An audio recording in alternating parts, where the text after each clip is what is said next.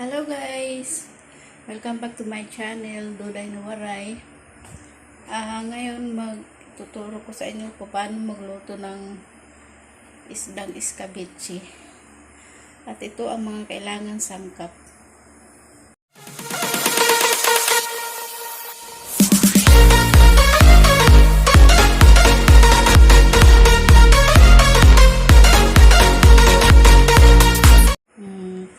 Kailangan natin ng meron tayong hiniwa na bell pepper, depende sa gusto nyong kulay kung red or green. Meron tayong bawang, sibuyas at loya. Meron tayong sangkutsarang asukal, toyo, suka at yung ating cornstarch na inano sa tubig. At syempre, isda. Kailangan natin iprito. So, umpisahan na natin. Umpisa na natin ang pagluto. Meron tayong mantika na mainit na sa kawali. Unahin natin yung bawang.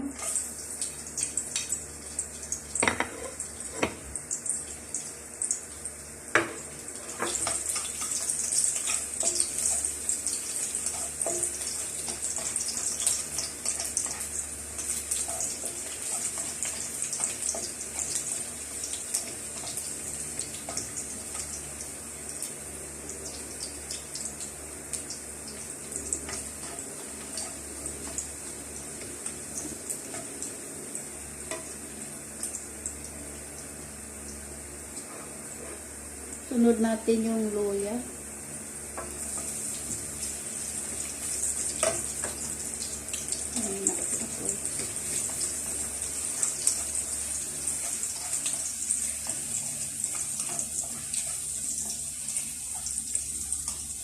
At idagdag natin yung sibuyas.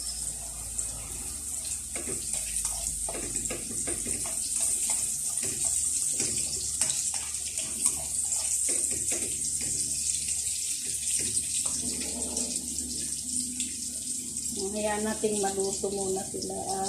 Mas maluto ang nauna nating sangkap.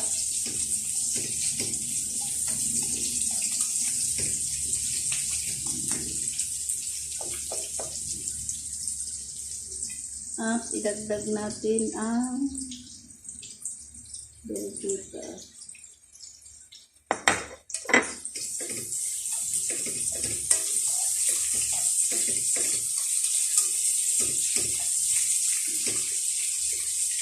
Yan natin maluto.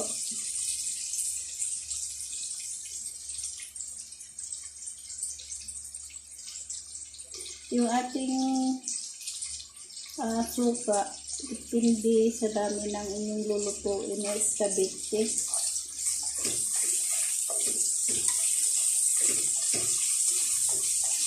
Depende kung gusto nyo maasin, dagdagan nyo na lang. Yun. Idagdag na natin, unahin natin yung suka.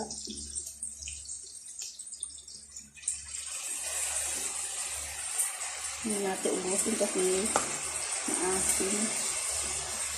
At yung toyo. Yung toyo, depende rin sa gusto nyong kung gusto nyong medyo maitim, dagdagan nyo na rin na. Tapos dagdag natin ay tubig.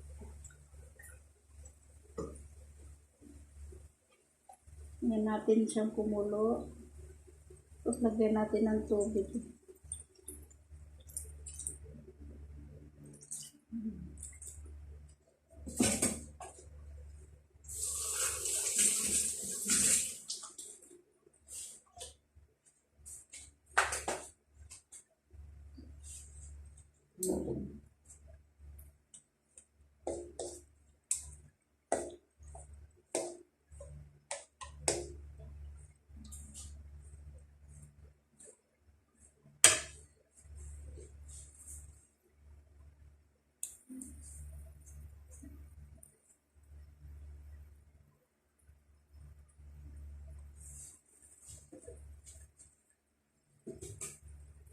Lagyan natin ng paminta.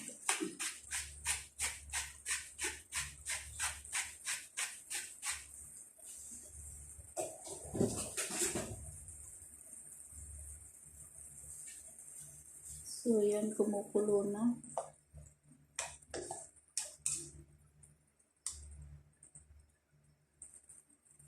Lagay na natin yung asukal. Kung gusto nyong manamis-namis, add nyo na rin ng konting sugar. Tikman natin kung tama ang asukal.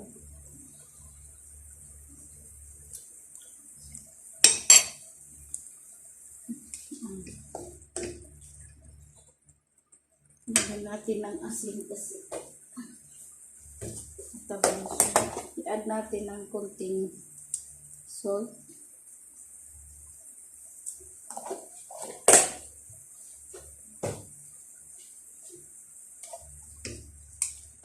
So, ganyan lang.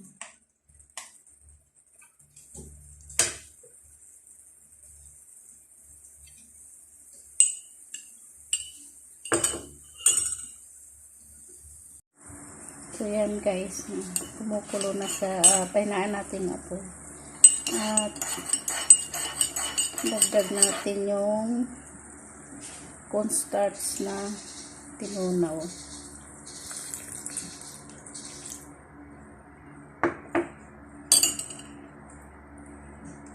Ating haluin para hindi siya mamuo.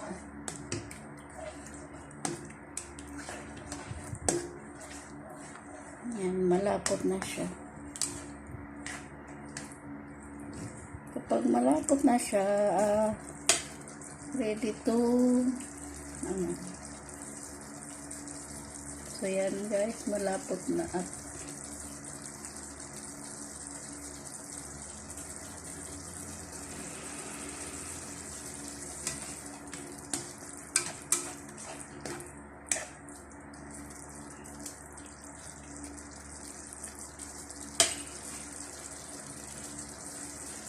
pwede na natin ilagay yung isda.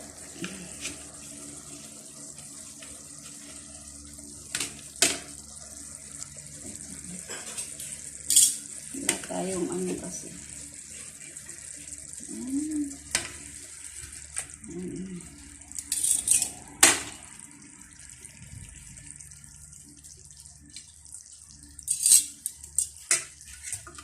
Balik na rin natin para yung kanyang flavor ay manuot sa laman. So, yan guys. Tapos na. Ganyan lang kadali. Ganyan lang kadali gumawa ng escabeche. Isdang escabeche. So, yan guys. Tapos na. Patay na natin. At ready to serve na siya.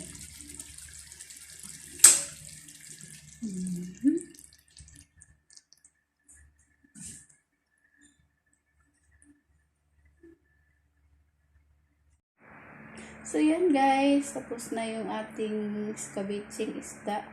Kung ikaw ay bago lang sa aking channel, huwag mo kalimutan mag-subscribe. At huwag mo kalimutan din na click ang notification bell para sa update ka sa aking mga susunod na lulutuin. So, yun guys. Subscribe, comment, at likes. Thank you.